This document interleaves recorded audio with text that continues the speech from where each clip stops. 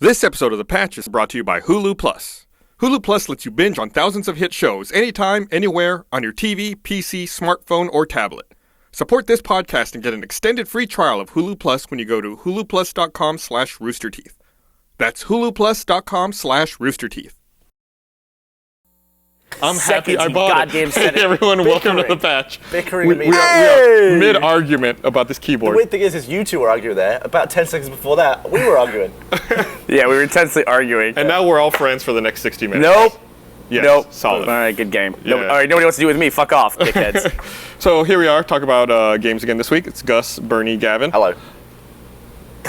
So Nintendo Direct was today. I guess they had some announcements. Yeah, I got the update on my DS early or late last week, and then they just came out with the Nintendo Direct, which is their version of like Macworld. Right. If you've never stayed up to watch Nintendo Direct, I don't watch any of that stuff. What's Macworld? It's where they go and they say, "Hey, everybody, we got a new trash can. Plug it in." That's Macworld, basically. So the newest update for the 3DS firmware adds that new StreetPass relay function. Yes. Now that I did read up on. Which is interesting, an interesting change to the way StreetPass works. Right. What does the relay part mean? Before, you had to come in close proximity to someone who was also using StreetPass in order to exchange your information. Now, when you go to like a Nintendo zone... In fact, whenever I walk in the office with my DS, I always walk up to Gus and I'm like this. That's not what you do. You literally grab it and rub it on me. You literally take your 3DS and rub it all over me. Your 3DS is valuable now. It's not necessary at all. It's also missing a layer of the plastic thanks to its acidic skin. So now, when you go to like a Nintendo zone area, basically your information stays there for a while. So anybody else who comes by and accesses that access So you point. like leave a virtual ghost of yourself. Right. After you leave. And then other people can pick that up. So Right. it's easier for that information to disseminate, since you don't have to actively be next to someone. Because day to day, if you carry it with you, you never run into anyone. Yeah, not in the US. In Japan, you get a lot of people. And but I can tell you that I did already hit one of those Nintendo zones.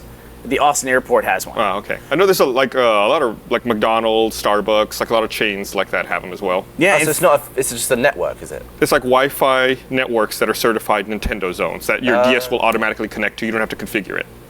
So let me ask you this. Like, Kindle has a thing, too, where when you buy a book on Kindle, it, like, automatically downloads the book via the cell network. Right. And I guess they have some kind of leased space on the bandwidth spectrum with cell phone companies or specific cell phone companies, but we don't know who that is. Right. It's just you automatically get that. You don't have to pay for, like, any kind of data or anything. It's all built into the price of the book.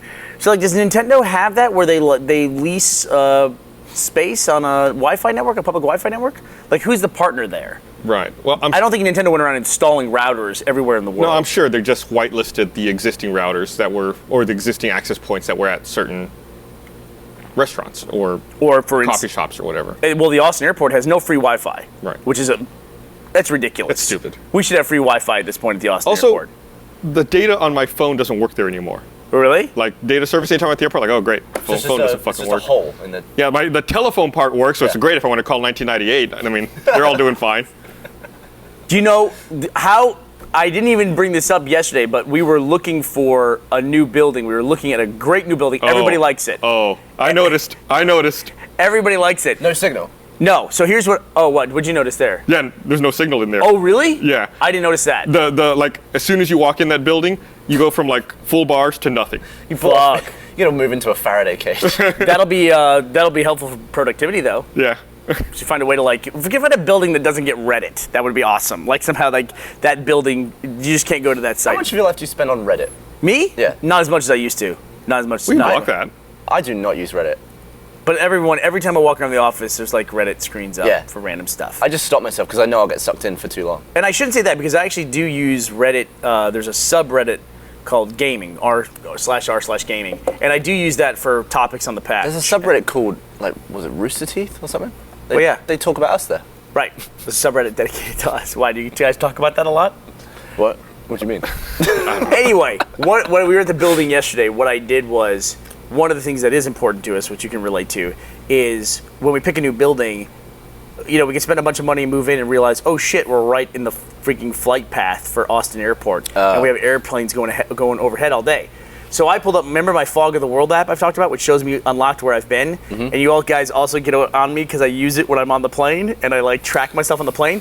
I could literally see the flight path in Austin and where the flight path goes in relation. Actually really That clever. was exceptionally It was useful, and I thought that motherfucker didn't turn his phone off. But I was like, it's useful information. So how was the flight path? It was like, wow, it's right over. It's like 2,000 feet away. And so we went outside and watched, and sure enough, there goes a plane right through there. You know what's really weird is that that app, if you put a phone up against the window, you can catch GPS data. And you can't load the map unless you're on the plane's Wi-Fi. But I have these little dots as I travel across to LA a lot. And then when you land, does it fill out all the gap? No. It's just once you zoom out far enough, you can't tell that it's like it gaps it a little bit. I just don't think it's meant to track anything that goes over like 80 miles an hour because it's meant to be used in a car, not meant to be used in the upper atmosphere, you know, whatever, 600 miles an hour. But plane goes, 400 miles an hour? It could go up to 600, I think. Really? That's like cutting close to speed of sound. Yeah, I think some of the big jets go close to 600 miles an hour. Cool. Didn't some planes go faster than sound? The Concorde did. Yeah. But it had a big problem in that one time when it went to take off, it didn't. And it went into a hotel. It flipped over. It had a thing where like a piece of tire from another plane was on the runway. Like flicked up in the tire into the engine. Into the engine. And that somehow caused the engine to somehow go faster. And then it when it went to take off, it went up and it did a full backflip essentially, and then slammed into. Fast cars do that sometimes. Yeah. They just get sick of the road. So whoop. Yep. You know, somebody told me who works on elevators. People have a fear of dropping in an elevator. That's what they would show in movies. He told me it's actually the way most elevators are designed. It's a bigger concern that the DC motor that runs it will just start to do runoff, where it can't stop and it slams into the top of the elevator shaft. So everyone just hits the roof. Or will bust through the roof and like land sideways on the roof. The whole car goes up through and lands. I've seen out of Charlie and the Chocolate Factory. Oh yeah, except it doesn't keep going. And nobody gets a chocolate factory at the end of it. They just get a concussion. They should put a load of bags of chocolate on the rooftops just in case. So everyone feels good about it. You're hanging off the back over there. What happened? You're hanging off the back. Oh, I got it here. I'm doing mic maintenance here. So one of the big gaming news things that came out today was that John Carmack has joined Oculus Rift. That's really interesting. He's as the CTO? Yes. But he's still Chief involved Technology with id. Officer. Have any of us... He put out on his own Twitter, he said, my time is dedicated to Oculus Rift, id, and Armadillo Aerospace. He's got the space company, too. Right. So this means that Oculus Rift's going to be delayed even further now. Oh, get out of here. What's like the development time on an id title? 7 years? I think we determined that Doom 2 to Doom 3 was 10 years. Yeah. So Oculus Rift will be out in 5 or 6. We determined that here on the patch, didn't we? Because we were figuring out how long it had been since Half-Life 2 came out. But it works, though, now, doesn't it? But the Oculus Rift? Yeah. Yeah, but now Carmack's involved. Well, just ship it. They're going to rewrite the engine. Has anyone here actually used one? Yeah. Nah. No, but I almost used one at E3. So I almost have You a story almost to tell used one? I almost have a story to tell you. I saw one once. I saw it on a webpage, and I held it like this to my face. So it was almost the same thing. I've been seeing Let's Plays with them, and obviously the game footage looks fine. It just looks like they have a much smoother thing. But people always green screen themselves into the video. So in the bottom corner, there's just a dude like doing this. He's like, now we're gonna, and it's just like the dumbest thing ever. Yeah. I don't know why people film themselves using it. I don't know why anyone uses it. Yeah. But I don't know why people worry about how dumb you look using the Oculus Rift or any kind of VR, because you look dumb playing a video game no matter what. Yeah, but you're just sitting there versus doing a Stevie Wonder while you're playing the fucking But game. it must take getting used to that, because to do a 180, you don't turn your head all the way around, do you? I guess you look to the edge. You would look and it would like lean like this, so you just end up going like. By the way, you also made playing a video game look better. You did this. Hey, I'm playing a video game, as opposed to this.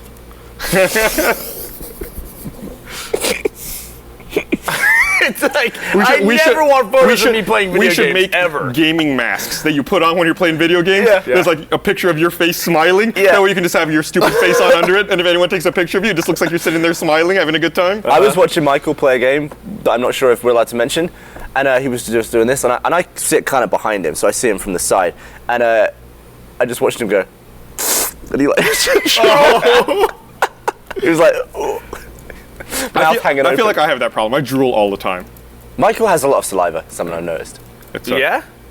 I've never noticed that. I can relate. Gavin and I just got back from VidCon, and we were at many of those parties where it's just like, you go somewhere, And if it doesn't smell like an open sewer line, it's usually in a club or something, and they're just blasting music at you. Yeah. And then everyone's screaming over the top of it. I always feel like I'm spitting on people at those things, like because I'm just like talking so forcefully. I actually talk out of the side of my mouth at those things. It's like I talk like this, just to like a mic. Spew that way. I try not to look at the people. So if we're talking, I'll look down like this and talk like off to the side, so that I'm not spitting in your face. And with a girl, it's actually a lot easier to talk to a girl. Because you don't care, you just spit. No, because you can kind of like get in like this right next to her head and just talk at her ear. With a guy, it's kind of weird. It's a little weird, do you think? It's fine. Do it. Yeah, you want to go like cheek from now on, whenever we have to talk, let's talk like that. We ever have a business meeting, so it's like, so what's your Q4 look like? I'll have to try that next time.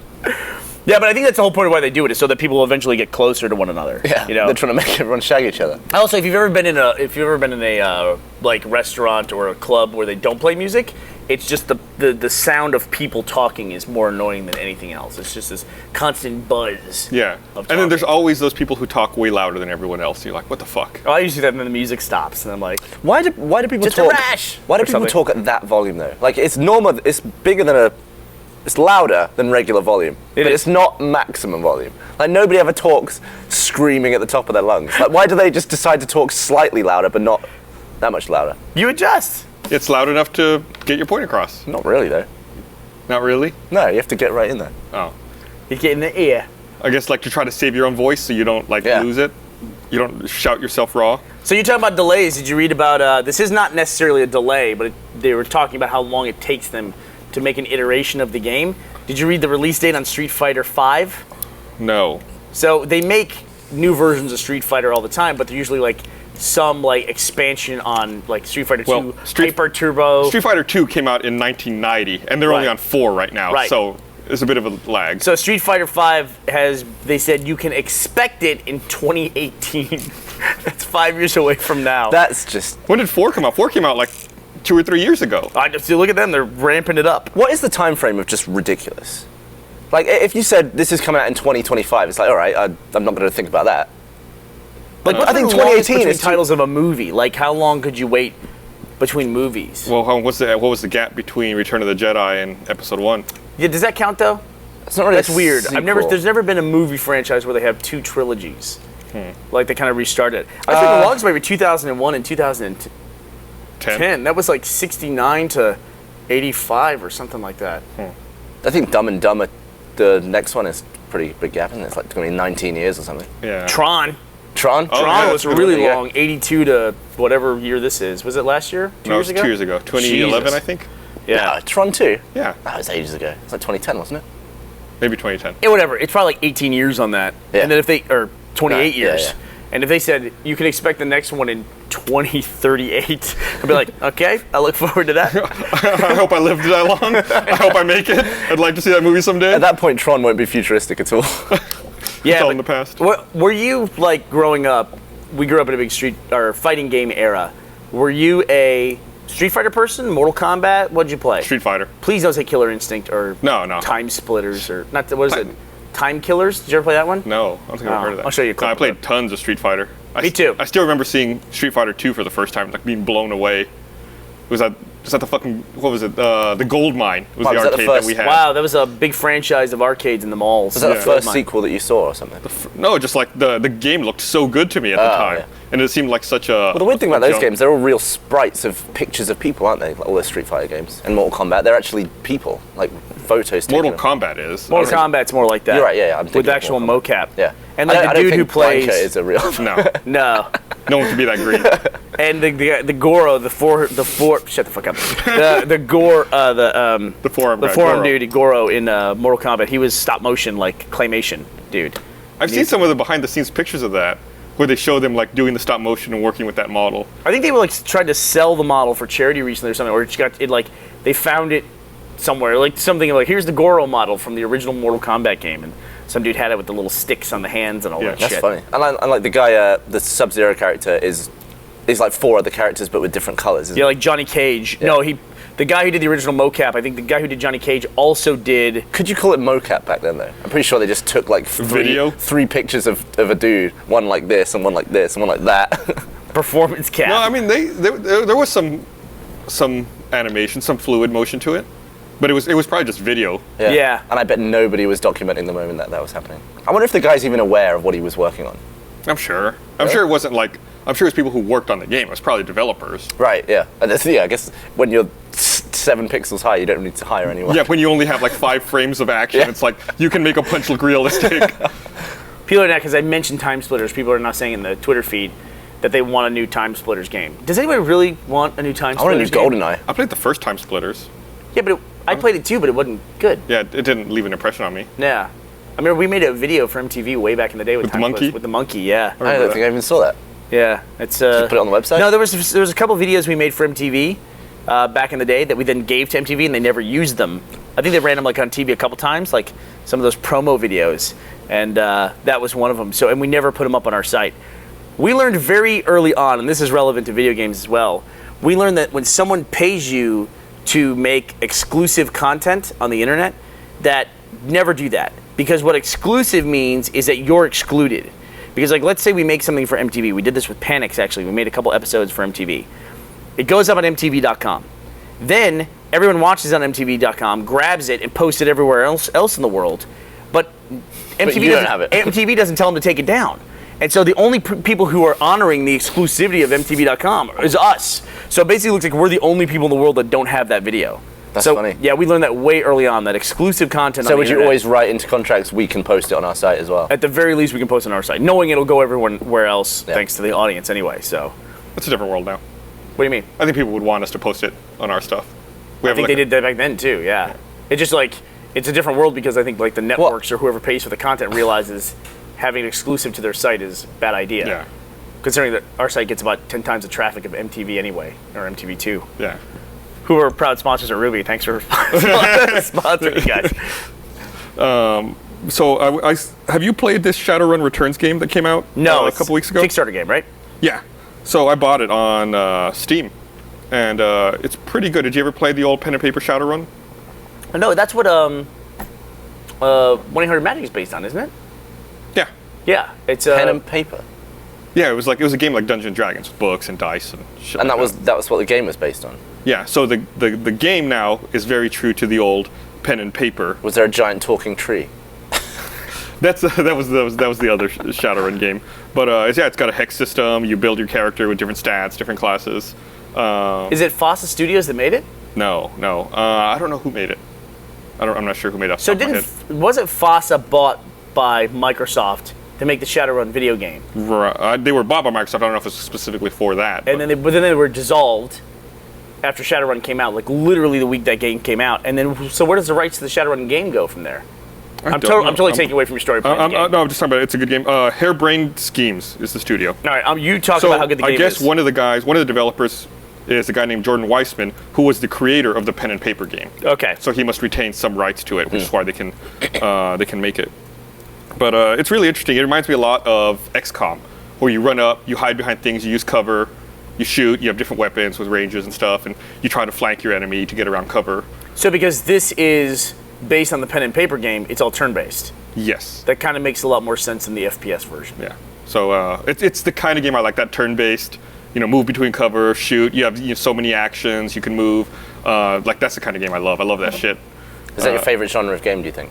Yeah, turn-based strategy games are definitely my favorite. I've talked about it before. There was an old turn-based game that came out, I think, like 2000 or 2001 called Silent Storm, which was like a World War II turn-based game, except that as you play through the game, eventually the Nazis get like miniature mechs, like little soldiers, like super soldiers wearing like robotic armor and stuff. That's cool. Yeah, it's pretty neat. That was the last great. I wonder what the generic video game enemy would be if the Nazis never happened. Zombies. Yeah. Zombies are or the if new George Nazis. Romero never happened. Yeah. I wonder what it would have been. Yeah, if, like, you didn't have zombies and Nazis, what would you do? Russians. Like, Die Hard, they're still fighting Russians. And, Russians, they don't give a shit. They're like, okay, yeah, go ahead and fight us. Sure, guys. Yeah. Keep fighting us. Whatever. We're going to pirate your game anyway. Yeah, but Fuckers. But it's funny how there's those like archetype enemies. That's like no matter what, you can always depend on that group to be the bad guy. It's like it's enough universal hatred will yeah, supply enemies in videos. Yeah, everyone will be okay with fighting this enemy. Yeah. Can you play, I've always wondered this, can you play, like, when you buy Call of Duty in Germany, do they have the Nazi zombies in that, the extra game types in it? Because I mean, all It's Nazi probably called something else. Would it though? Oh, yeah? I mean, Germans aren't Nazis. But they can't display swastikas. I think they ban all can't? form of No. Nazi entertainment. Yeah. I don't think I see that, actually. I don't see many swastikas in games. Yeah, that's probably why they do it. And then if any game that has a swastika, when they have a German release, they have to replace that They asset just with turn something they else. change it into a big Says- thumbs up. Kevin Free, more swastikas in games, please. That's his request. You want to hear about the long history of FOSSA Studios? Yeah, I do would you? love to. Yeah, a video game developer that was founded in 1995 by the tabletop company FOSSA Corporation. So they bought there was a video game developer that was founded by the tabletop company. And in 1996, FOSSA was bought by somebody else. In 1999, that company was bought by Microsoft and acquired FOSSA. FOSSA was officially shut down September 12, 2007, with only the community manager and technical support manager positions remaining active to support their games. Well, that's nice. Microsoft subsequently licensed the rights to produce electronic adaptations of FOSSA games to Weissman, who is currently heading a venture called Smith & Tinker. Weissman's the guy here who There we go. Is in Harebrained Studios. So he then sold it and then licensed it back to them to make it. So that's pretty interesting. But do you remember why Shadowrun failed as a game? I think I don't know if you can point to one thing, but there's Oh, no, I could. no Is it single co- player. Is it because PC and Xbox could play at the same time? Yeah, that's one of the only titles ever where PC. I thought that was good. That's not the reason you're talking about, right? No, I think the reason thought that it was cool. Shadowrun failed it was primarily an Xbox title. At least I was a big Xbox gamer at the time. I remember being a big push by Xbox. It was Microsoft Game Studios games, and it came out on the Xbox. It was a multiplayer-only game. So no campaign. No campaign, no single player at all. Might have had bots, but it was only like basically the matches. And it came out. It released retail as a multiplayer-only game the same week that the Halo 3 multiplayer beta was online for free. When it debuted. Nobody. That'll do it. Yeah, and it was the same studio, right? It's Microsoft Game Studios. It's like putting out their retail game, multiplayer only, and they also put for free the biggest game in the universe, multiplayer beta. How many people bought Crackdown because of that, do you think? Yeah, I don't know. We talked about that last week because Crackdown is free right now for Gold it is? members. Yeah, it's the free game right now. I have not re-downloaded it. I'd love to revisit and play it.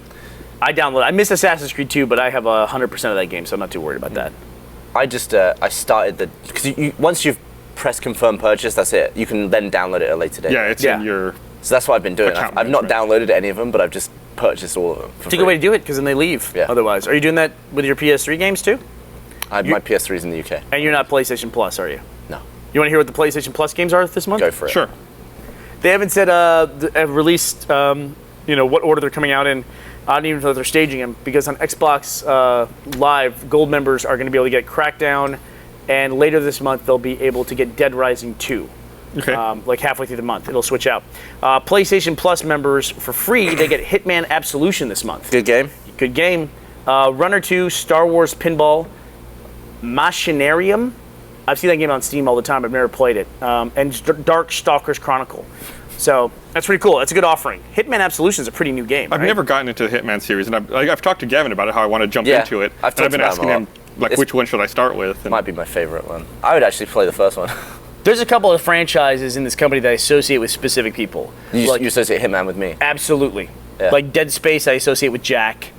Hitman for me was up there with Halo in terms of my excitement for sweet new Hitman game. Then the third one came out and it really, really disappointed me. Really? Hitman 3 Contracts sucks. That stinks. Yeah. Are you one of those guys like you try to go through and get like aren't the contracts based on whether you can do it stealthy and then all that? The game's got better as well. Like, it got to the point where you could make every kill look like an accident, and that's always fun. I kept a chandelier on a dude. Yeah. In an opera house. Yeah, you just end up, like, every time you start a new level in Hitman, everyone does the same thing, I'm convinced. You just walk around and just watch. You see where everyone goes, you try and find where your target is, you look at the environment. And I think that's a really interesting way to do a first playthrough of a level. I mean, FPS, you bust through the door, you're shooting everything, you're not really Right. paying attention, and then you're done, and you probably never play that level again. So it's interesting to have, like, two different runs that you'll make through the same level.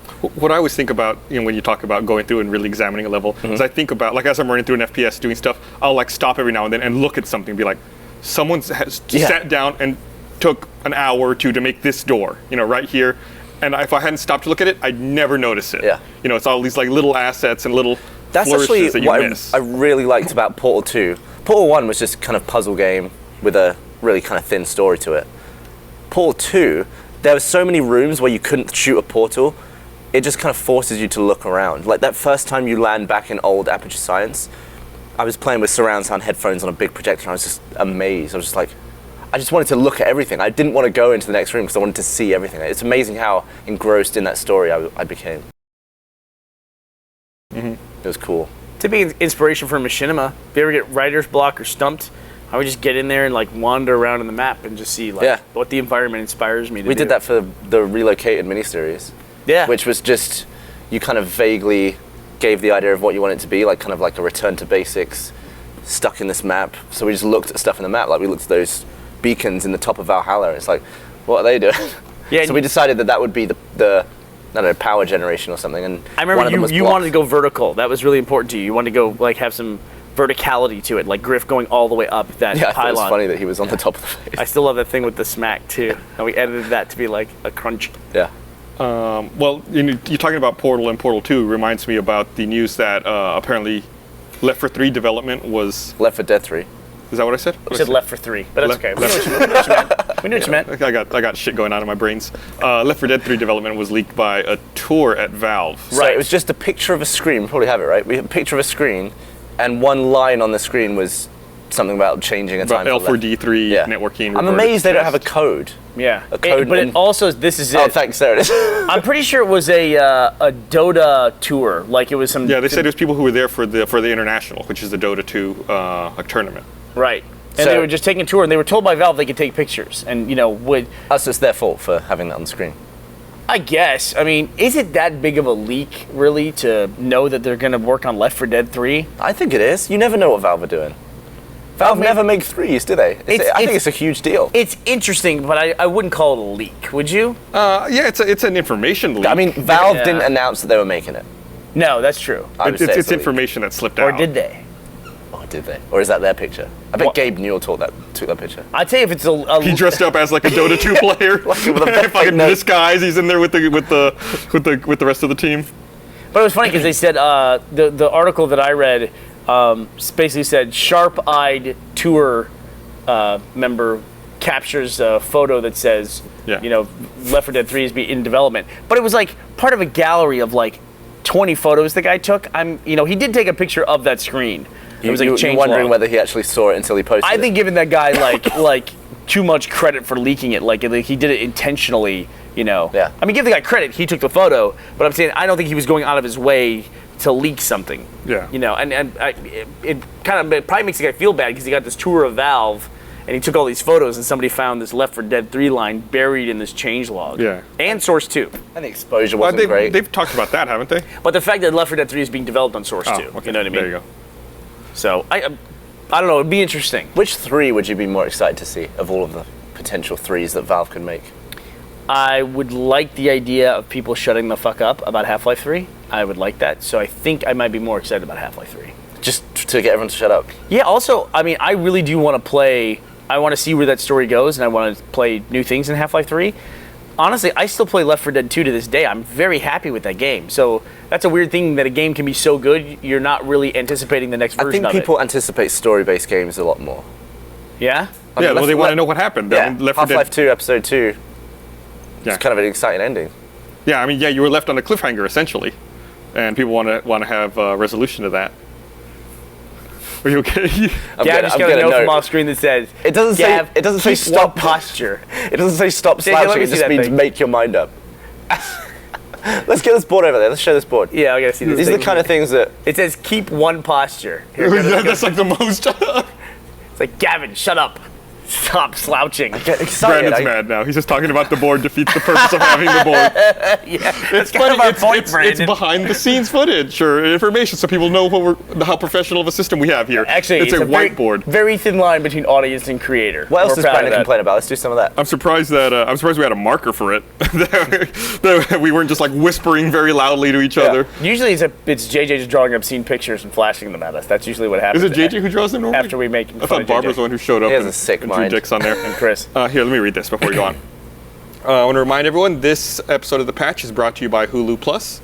I'm sure you've tried Hulu.com, but I want to tell you about Hulu Plus. Hulu Plus lets you watch thousands of hit shows anytime, anywhere.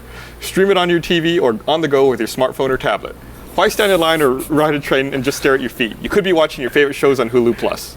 Hulu Plus is a great way to binge watch your favorite shows. Hulu Plus has tons of episodes from great comedies like SNL, Community, Modern Family, South Park, Red vs. Blue, and thousands of other shows. Hulu Plus is only $7.99 a month. That's $7.99 for all the shows and movies you can watch. You can catch up on current shows, binge on an old favorite, or catch a great movie. You can do it all on Hulu Plus. Right now, you can try Hulu Plus for a couple weeks for free when you go to huluplus.com/roosterteeth. I'm going to say it again, huluplus.com/roosterteeth. I had people asking me the other day. I heard you. They were trying to go to hulu.com/roosterteeth and it wasn't working. It's Why don't we get that as well? /roosterteeth because it's the Hulu Plus service. There you go. So make sure you go to huluplus.com/roosterteeth. I think it's the most times I've ever said it. huluplus.com/plus. Hulu.com/roosterteeth. So you want to hear the actual line from Left 4 Dead's thing? Go for it. Change Left 4 Dead 3's test networking unit test to use the dev test level again. Ran a search free, and it's bracketed as being source 2, and then also below that, source 2 restored Left 4 Dead 3's dev test unit test. The guy likes the word test. Ran locally 6 times without an assert. There may be some ... So It's like that's the radical information. That is literally everything we know that has set the internet abuzz about Left 4 Dead 3. That Ted Carson reset the dev test. So great job, Ted. You fucked up. You did that. I think probably they told people, look, don't put anything on the change log today about Source 2 or Left 4 Dead 3. Let's see if there's anything else in here that we know about. Dota 2, DLC. It just says DLC though, right? Add option to skip adding the auto grant. Add option to add more lines of DLC. More lines of DLC. Making games sounds pretty boring a lot of the time. It ain't easy. Takes a long time. Yeah. You know? Yeah, it's definitely some games it's a much longer lead time than making movies. Yeah. Like how long is principal photography for a movie? Like a month or 2? Nah, it's a bit longer than that. Principal photography can be like 2 to 3 months, or 2 months is good for photography. But then making the movie is a lot longer than that. Yeah, you got maybe a year and a half. Also, there's almost always reshoots, which come after a lot of the post-production. They don't call them reshoots though. Pickups. Producers hate the word reshoots because it sounds like you're wasting money. Oh. So now the new word is like pickups. They're not reshoots. They're It must pickups. be an American thing. Oh, is it? Yeah. I want a lot of reshoots. Yeah. we're reshooting this stuff. So my work on Sherlock Holmes was actually a reshoot. Oh, was it really? Yeah, the company that did the high speed came in before us and messed it all up. Oh, really? Yeah. Allegedly. We fixed it. Do you think Robert Downey Jr. is pissed? He's like, we already shot this. Yeah, I already ran through these woods. Yeah, the forest already exploded around me. Yeah. Yeah. I'm already done with this. So before we get way far away, which we already have, but I want to pretend like we're close to talking about it, the Nintendo Direct thing, the StreetPass. Cheek to cheek. The StreetPass relay. With some loud music on. You almost did it. I'll whisper in his ear. The thing about it, though, I read about it in the update, which I got today on my DS. It doesn't, stack. It's only you. So if you go by the thing, you pick up one person, and then you go into the stack for the next person, the relay. But you can't go by a relay and get, 4 or 5 people. Oh, so it's just one at a time? It's just one at a time. Which, It's better than 0. It is better than 0, which a lot of times you get in the U.S., but except when you go to a convention, and then it's like a smorgasbord. I don't know if I've gotten a single person since coming back from PAX Australia. I've gotten you a couple times. Yeah, aside from, you and Ashley. Didn't you say there was a little achievement for getting 5 women in a row? Yeah. So there's I think they call them accomplishments on DS. And so there's an achievement for lots of different stuff. One of them is to street pass 5 men in a row, and there's a different one to street pass 5 women in a row. Called the easiest accomplishment in the world and the hardest accomplishment in the world. And I had that thing for I think 8 months. I was doing street pass, and I got the 5 men in a row right away at PAX. I mean, instantaneously. So it was one of the first accomplishments I unlocked. There's no way ever that I was going to get all 5 females. So can you pick? Got it the first hour in VidCon. That's great. Really? That says a lot. VidCon is so female. We should make some Craigslist posts asking for 5 women with 3DSs to come meet us at a hotel room so we can get So does it accomplishments. literally have to come in that order, or can you pick 5 women who are around? You can get 10 at a time, and you have to have gotten 5 sequentially. You get 5 in that 10, and it doesn't count. You have to get 5 in a row. Yeah, it's in the order you meet people. There's also another one to get 3 people in a row who are all playing the same game. which was probably way easier when there was like 2 games out for the DS. Yeah. It's also easier once there's a big title that's launched. Like when Animal Crossing came out, it was everyone was playing. I got it. Pokemon X and Y will be a huge one for that as well. Yeah. What is it? I might play my first Pokemon game on the DS. I think I'm going to play it. Dude, I'm going to catch all the Pokemon. You're gonna show people your Pokemon? It's harder to jump into it now because there's so many Pokemon. What does that mean?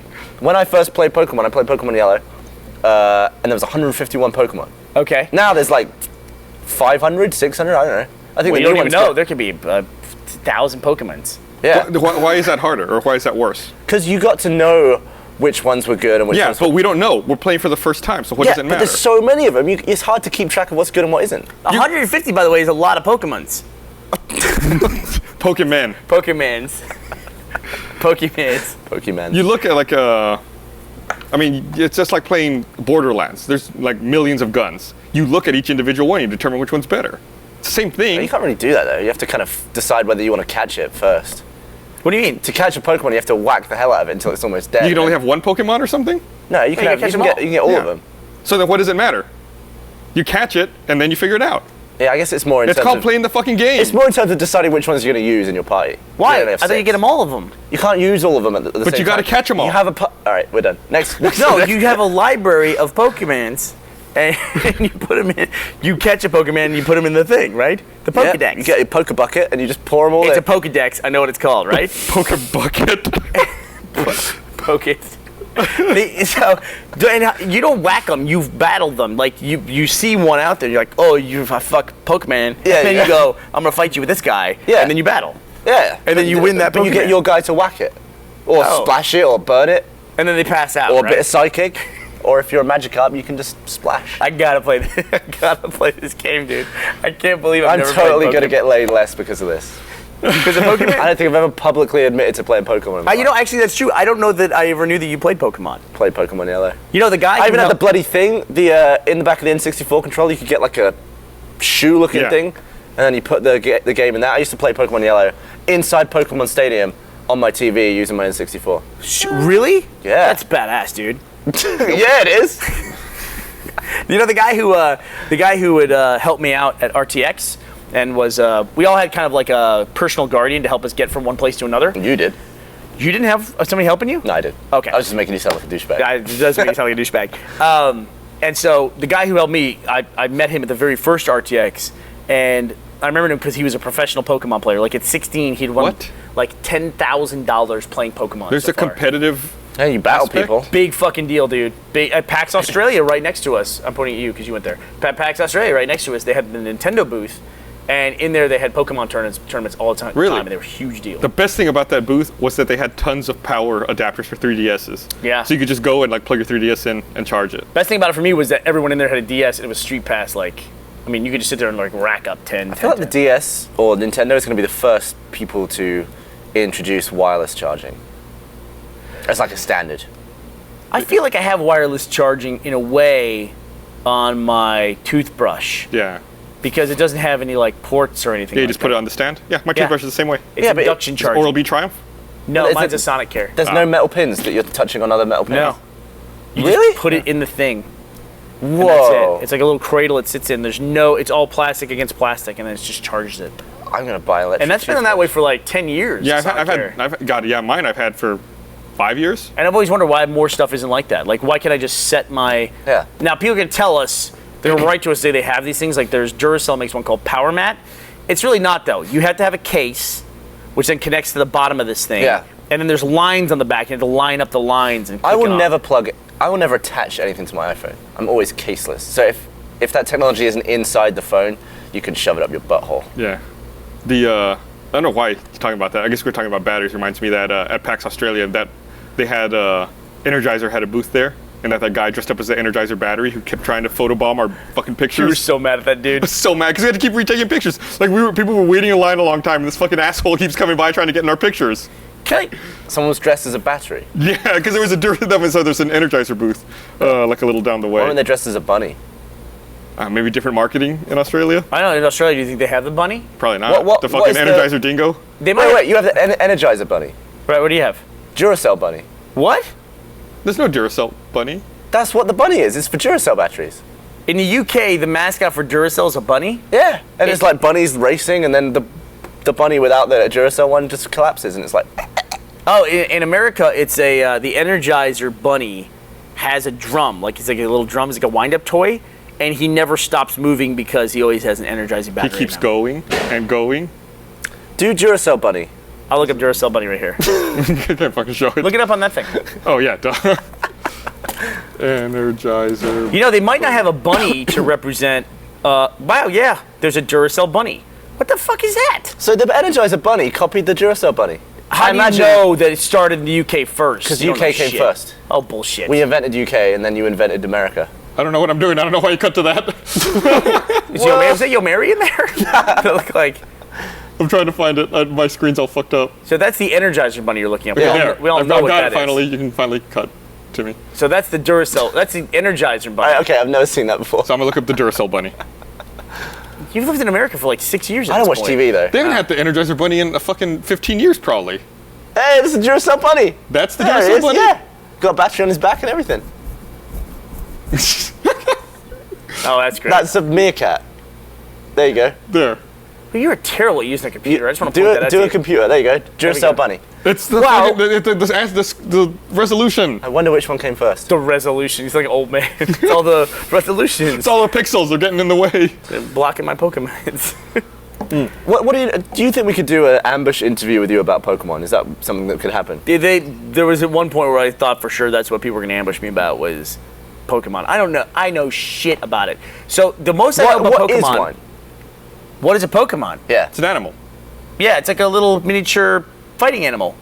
And then when you fight them, they whoever wins goes in the thing, the case. How do they get in the ball? They go You in there. capture You them. ask You them to defeat go in them. there. Yeah, but how do you fit them in? They just clap and it goes Yeah, in. if It's like a magic thing. If a Pokemon is this big. Are they that big? I thought they were this big, like a teddy bear. Well, even still, that's bigger than what you just did with your I don't hands know. for That's the ball. magic shit. They shrink in there, right? And they live in there. And it's bigger inside than outside. It's like the TARDIS. But yeah, that's what I'm being serious. This is my understanding of Pokemon. And when you fight them, whoever loses, you own that Pokemon. And then he lives with you forever. And then like you get in a fight and you go, I'm going to choose you. What if you lose the fight? I don't know. You're I guess playing you the lose your game, Pokemon. You lose the fight. What You happens? lose your Pokemon. Right? You have to restart from a save? I guess in the game you probably don't lose your Pokemon, but the Pokemon you're fighting gets away and they're hard to find new ones. Because like, oh, this thing occurred, like a Charizard. Don't just fucking smile at the camera. Explain it. You don't. If you fight someone, you don't gain their Pokemon. Oh, you don't? No, they faint, and then they go back to hospital, and then you go to the the Pokemon hospital where you heal all your dudes. Yeah. But you can only catch a wild one. That you In the encounter- games I played, anyway. And then ones you encounter in the wild. Yeah. Okay. And then If there's you try and throw a Pokeball at another trainer's Pokemon, they'll like kick it away and tell you to piss off. Really? Yeah. If somebody throws a bunny, you kick it away. They just don't do Seems that. like a plot hole. Like, Seems like fuck fucking off, dude. inconsistency. People are so mad about me saying Pokemon. Have you seen the trailer for that the game, that Kickstarter game, 7 Days to Die? Oh, is that the zombie one? It's like DayZ meets Minecraft. It looks like everything that's good about all these indie games in one. What the fuck ever happened to Fortnite? Anyway, go ahead. What's They it were- called? they sh- It's 7 Days to Die. And that was one in the demo where they showed the different strengths of different materials. Like Right. wood could only build out so far before it gives way under itself, but metal could go a lot further. And then if you it's grew, affected if you by grew a weight. structure, and then put weight on it, it could collapse. And then, like hacking down trees, it all like it looks amazing. yeah. I'm not sure how, like you know how when you first play Minecraft and you're kind of so into it for so long, and then you figure you've done everything. It's like I don't want to play anymore. I'm wondering how quickly that happened in that game. Interesting. Well, it seems like it has. Have you reached that point with Minecraft? No, I mean when I was playing on the PC, I was just like I've done everything. Well, it seems But like it then has some you pretty create games robust within the game. Right. Multiplayer, and you can just play with your friends, like surviving. Yeah. Like in Minecraft, sure, there's like creepers and stuff at night, Yeah. but that doesn't seem like as big of a deal. Like this is like actual survival. And the difference between day and night in that video as well, where in the day there's just a zombie like kind of strolling around. I didn't realize it was a zombie game, to be Yeah. honest, until they cut halfway through the video. It's like, oh, there's zombies, and he's like plodding by, like checking a mailbox. There's Yeah. a zombie just right there, and then it's like hard cut to a night, and it's like, well, that's one thing It I didn't like looks was that the zombies terrifying. became fast at night. you didn't like that. No. That's Like, an but interesting interpretation, though, is that they're slow zombies during the day and they're fast at night. Yeah, it seems like it's like Dead Rising. what they said is that the sun weakens them, and that they're slower and they're not as I don't know, not as coordinated. That's But a then when little night unique. comes, Were they faster? I don't think Dead Rising they changed at night. I don't They think were so either. stronger at night. Their eyes just glued. They glowed at night. They were harder to kill, weren't they? Were they And harder they were to kill? faster to grab you, I think. Were they? I mean, I think know so. it was a big deal when you transitioned to night in Dead Rising. That was a very big deal. It but did a little I just cutscene. thought it was creepy. Yeah. Yeah. And That it's because of the worm in the The head. wasp. The wasp. yeah. Yeah. That game was weird. Game was weird. Yeah. It was a wasp in the first one, right? Not a worm. It was a wasp. Yeah. That game was too hard. No, the game's The great. first boss in that game, he rinsed me. It took me forever to figure out how to. What was it? The fucking clown by the roller coaster or Oh, something? so with the good. 2 chainsaws, Yeah. which were amazing when you got them. If you got them and you got 3 magazines, you would use that chainsaw for the rest of the game. Yeah. Because it would bolster. Either my second or third playthrough, I think you told me that, and I was like, oh, I'm. Dead Rising so good. There was doing that also forever. some Good. bitch on a bike who would just drive Yep. and smack you over, and I couldn't fight her. I didn't know how to do it. That's like the first fight in Dead Rising 2 is you got to fight this guy who's got a bike with chainsaws on the handlebars. Yeah. Oh, it's the worst. It's just That it's game hard. was too stressful for me. That game is like I thought. We've talked about it about a billion times, but State of Decay I thought had the best balance between melee weapons and pistols and firearms, where I actually felt like I could use my gun and it was better than using a melee weapon. Like I could effectively pop. It took a while for Dead Rising at the level do where I that. could shoot stuff in the head. You never use your guns in? State of Decay, it was just the car for me. Oh yeah, the car's the best thing ever. But also you hit like 4 zombies and your car's dead. Yeah, it starts smoking, and then it catches fire. It goes really fast. Pickups are good in that game. They last a lot longer. Yeah. And the vehicles definitely had like different health meters, Yeah. like different number of zombies you could. Also, if you open your door, it took away a lot of the damage it did to your car. Yeah. Just if you had your door open. I read a lot about State of Decay because I pissed up my first playthrough and I wanted to be really efficient on my second playthrough. And they were like, just be aware, cars are finite. They will run out. If you trash all the cars, they don't respawn. So I was like being really careful with cars. And then I think 2 times in a row, I drove around a corner, flipped the car into a ditch and broke it. I had them twice in a row. I was like, God damn it. And Well, they there's were still a lot of they were- cars in that game. They were just my close ones. They were like my go-to cars and I just ruined 2 of them immediately. So depressing. Yeah. No, that's the worst. Like I did something similar. The first car I ever had, I was trying to drive back to the church. Instead of following the road, I just tried to like go off road Yeah. and got it like stuck in a ditch like that. I was like, well, and then for the rest of the game, I would walk by like, there's the car I can't use because it's stuck in just this like- ditch like this. And you can't get it out. There might as well just be a giant middle finger that just points at you from the car Yeah. after you've rolled it. Have fun walking, dickhead. Jog on. All right, so we got about 15 minutes left. A couple things I want to talk about. It's not really a gaming thing, but it's kind of relevant to the audience. Did you guys see that the Ender's Game trailer, the second one, came out? You know, I've intentionally avoided watching any of the Ender's Game trailers. Have you read the books? I've read the books. Okay. I don't want Why the would you movie av- to, I don't know. why Like, I would don't you want. I don't avoid- want the look of the movie to be spoiled for me or anything. Okay, that's fair. I've seen like that one screenshot of Harrison Ford, like in the uniform, and that's fair. it. That's all I've seen of Ender's Game. To me, it looks pretty good. It looks pretty faithful to the book. I will say that if you've never read the book, don't watch the trailers. That's all I'm going to say. It's like there's too much information in the trailers. Oh, are there spoilers in it or something? Okay. Yeah, Yeah, but there are some things like that where they're only spoilers if you know that they are spoilers. that is true, but is now also- they know, so they shouldn't watch it. Yeah. It is also, well, I guess you can make the same argument about Game of Thrones, but I was going to say it is also an old book. I mean, when did Ender's Game come out? 70s? Yeah. Early 80s? What's Yeah, the first that book, I mean, that book was old by the time I read it. No, it was old by the time I read it as well. No, I'm younger. No, I'm younger. Published date 85, so not that bad. So I Okay. guess I read it like 90.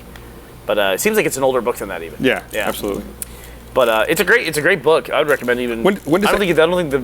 Of course, we haven't seen the movie, but it looks pretty faithful to it. I would read the book. When I does would that- always recommend reading it. When does that movie come out? Is that this fall, like October, November? Yeah, it comes out pretty soon. I think it's an independent movie. Really? JJ, do you know was Ender's Game independent? JJ's a film He guy. doesn't know. I think JJ was asleep. Ender's Game release date So whenever we do November the patch, 1st, 2013 in the USA. whenever we move the patch, we move the couch for RT podcast over there right behind the cameras, and JJ just chills out the whole time. We're on the patch. Well, JJ was up late editing a what Let's Play, Minecraft or GTA? It was the ship. Okay. Ship. So he was up late making you look good. Cheers, JJ. So Ender's Game, you said November 1st? November 1st, 2013. What? So I like this thing that's been happening lately, where we start to see like blockbusters and big movies not just releasing in the summer. When things release around the holidays and Christmas time, I really like that now. You know, to go back to our sponsor for today's podcast, Hulu Plus, that has changed more, I think, for TV than anything else. Remember, all new shows started in the fall. Yeah. And that was it. It's September. Yeah.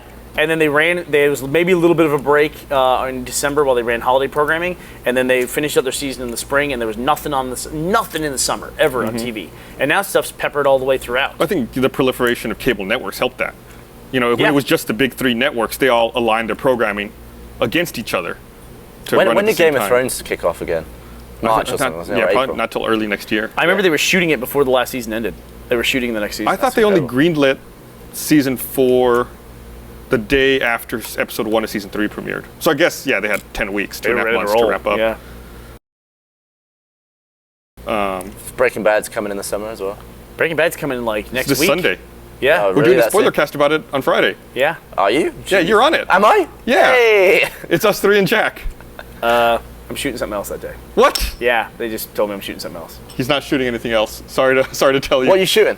What's that? What are you shooting? I'm gonna tell you. The new Tell thing. me. Whisper. Well, it's a thing. I mean, All it's right. a thing we've announced, but All right, we haven't whisper We're announced going to it. have a spoiler cast. It's the bunch.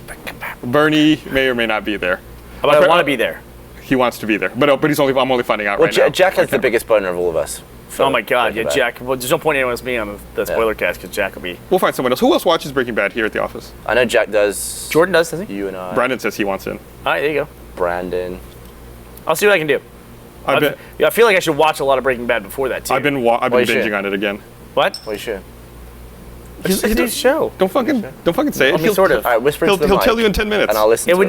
not. When I say new show, it wouldn't be surprising to anybody in the audience what it is if they said what it was, and you're not on it, so we know it's not immersion. So it's something else. Ooh. But it's not. Listen, I always hate the pre-hype for stuff because then it's like yak. So if Brandon really can tell like- me in my ear if I can tell him what it is. I like not knowing about stuff. I like not knowing about stuff that's happening in this company. I saw a video the other day that I didn't know that we had made. Like I never saw the script for it. Has it come out? And I didn't know the thing. No, I saw a cut of it, and I was like, because I was looking over the cuts and stuff, and I was like, what?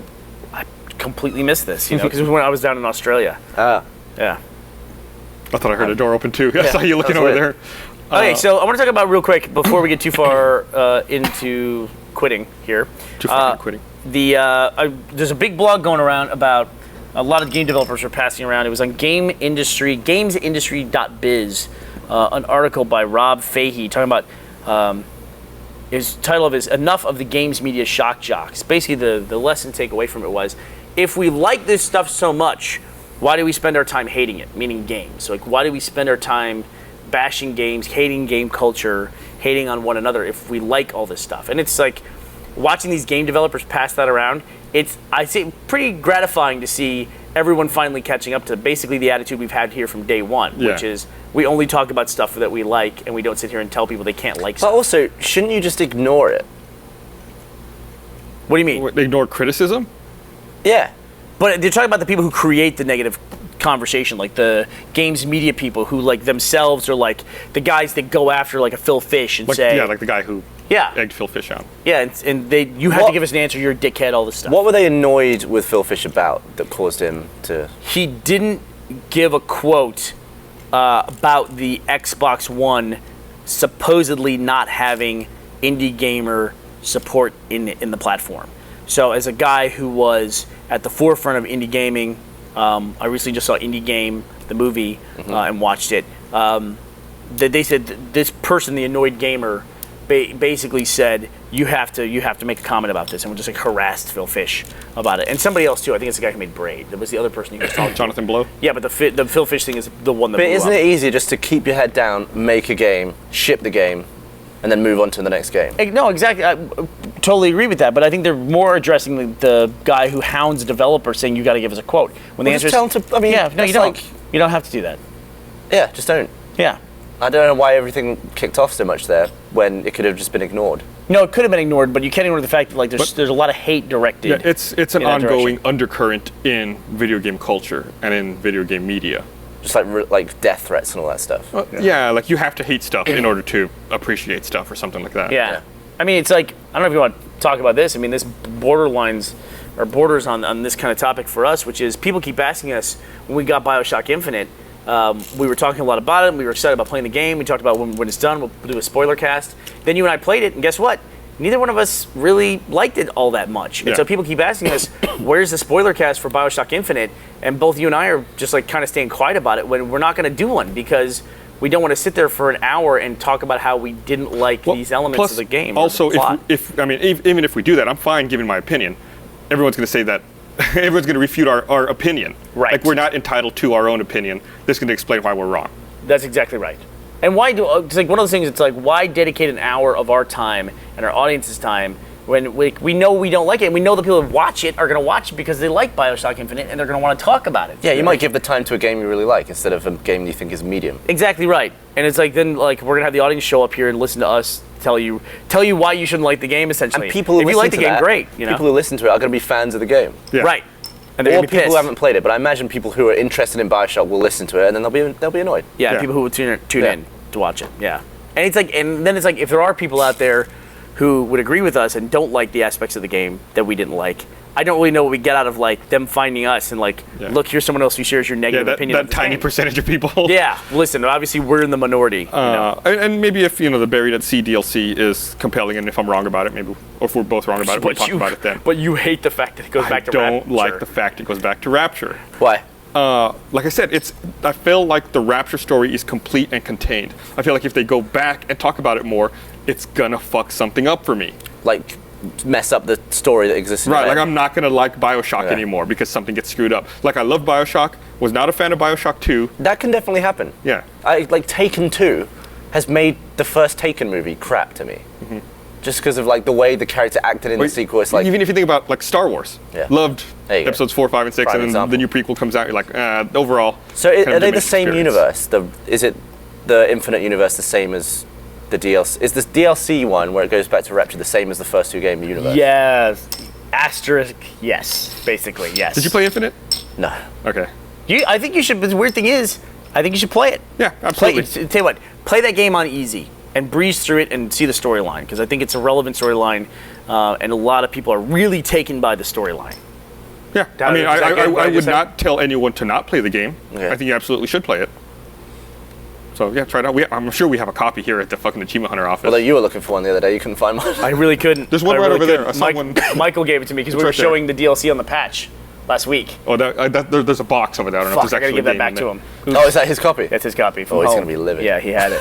So yeah, I gotta give it back to him. So hopefully now that RTX is over, we can get back and start doing some podcast Let's Plays again. Yeah, really? Because that'd be fun. I want to. Like, my time just got fucking eaten up. I want to play Last of Us. That'd be fun. I've been wanting. They're gonna have DLC soon. I think when the DLC, they're gonna have some single player and multiplayer DLC. Ooh. I think when multiplayer DLC hits, it might be. I hope it's an arena with a trailer for another DLC coming out in a few months. That's the new model. Some horde mode. We should do tons more podcast Let's Plays. They're really fun. That was fun. We should just do more. And we need to do more to get like better at it, because we've been out of practice for a while. My favorite one is still the one we did on Left 4 Dead survival mode way back in the day, where we're just yelling at each other. Survival guy. They're fun. They're definitely a lot of fun to make. And speaking of Last of Us, is it a spoiler to say something that's not in the game? Like, I thought something was going to be in the game and then it wasn't. Dragons? I'm going to say specifically here what I thought was going to be in Last of Us, because I know a lot of people felt this way. You played through the whole game, right? Okay.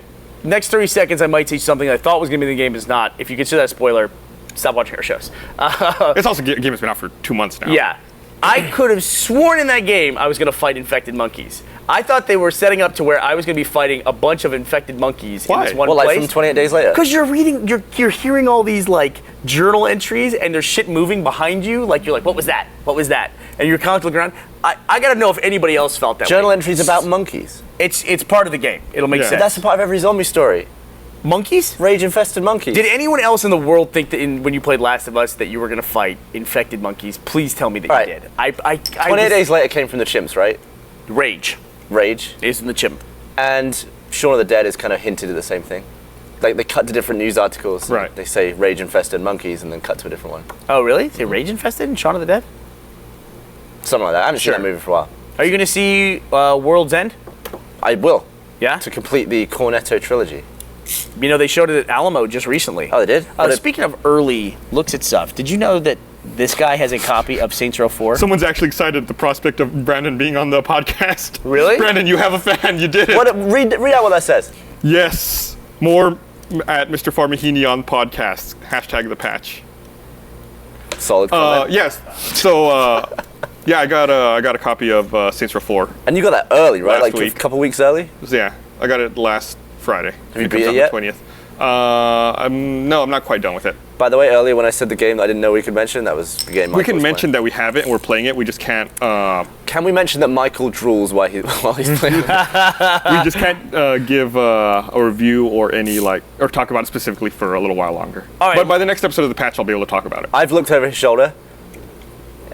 I can't wait to play it. Yeah. I'm dying to play it. So you and I should we should play for a game time. Yeah, we should. We haven't done a game time yet. We should do one, and we'll do that one. Do one. But Right we'll in the bum. we'll have to wait till after it comes out. But this We can record it now. is an article that came out that kind of upset me once again from Games Industry International. It's my new GamesIndustry.biz. Yeah, .biz. This is an article about Saints Row producer attacks porn promotion. That's a sensationalized headline. A Saints Row associate producer has criticized the use of adult entertainment stars to promote the franchise, but at the same time defended its portrayal of women within the games themselves. This is a quote from Kate Nelson. I did not always love how much THQ put an emphasis on porn stars. In Saints Row 2 and Saints Row 3, there was an emphasis on the penthouse girls and earlier Tara Patrick. I think it's important in marketing games to make sure that the essence of the game is what's being marketed. And I think the porn star angle didn't really fit in with what Saints Row is at heart, which is a parody. We like to poke fun. Yeah, but there were porn stars in GTA, weren't there? Like Candy Sucks and all that stuff. How can you not say that porn stars would be relevant to Saints Row, the way that franchise is? Yeah. They have an anal rape weapon in it. Yeah. Probe. Anal probe, sorry. Not the same thing. They're probing people. I feel like that headline's a little sensationalized. She said attacks. Is that what the fucking headline says? Tax porn promotion. It was not an attack. I felt like it was just a comment. Yeah, it was just a comment. Like And then and that's fine. I mean, that's part of the development process. She made particular mention of the way Patrick was given the title of, quote, special producer on Saints Row 2, a move not hugely appreciated by development team at Volition at the time. Well, that makes sense. That's kind of... Yeah, you're giving someone... You don't hand away somebody's title when somebody else is working their ass off for 2 or 3 years to do it. Right. Yeah, that sucks. Yeah. Penthouse Pets, they're a lot of player to add. Oh, Ryan Keeley's in Saints Row the 3rd. I didn't know that. Who's that? Penthouse Pack for Saints Row the 3rd allowed players to add Penthouse Pets, Nikki Benz, Justine Jolie, Ryan Keeley, and Heather Vandeveen. I'm gonna get some of these Ryan names wrong. Keeley sounds like a dude's name. To their gangs. Is it a girl's name? Well, it's Penthouse Pet, I would assume so. Is that only the girls? What's that? And then no hunky dudes at the penthouse. I don't know if there are any hunky dudes. No, definitely Ryan's a female. All right, well, we're at time. So, Okay. Unless you have any last minute things, it's time for us to wrap up. All right. I'm trying to think. I can't think of anything else. That about did it for me. All right. Well, thanks everyone for watching. We'll be back next week, and we'll be back for Spoiler Cast on Friday, RT Podcast Monday, and another episode of the Patch next Wednesday. And Brandon will be here. Wow. Woohoo! Cause I know she's living fat. Her boyfriend's tall and he plays ball, so how am I gonna compete with that? Cause when it comes to playing basketball, I'm always last to be picked, and in some cases never picked at all. So I just lean up on the wall or sit up in the bleachers with the rest of the girls who came to watch their man ball. Dag y'all, I never understood black, while the jocks get the fly girls and me I get the hood rats. I tell them scat, skittles, kabobble, got hit with a bottle, put in the hospital for talking that mess. I confess it's a shame when you living in a city that's the size of a box and nobody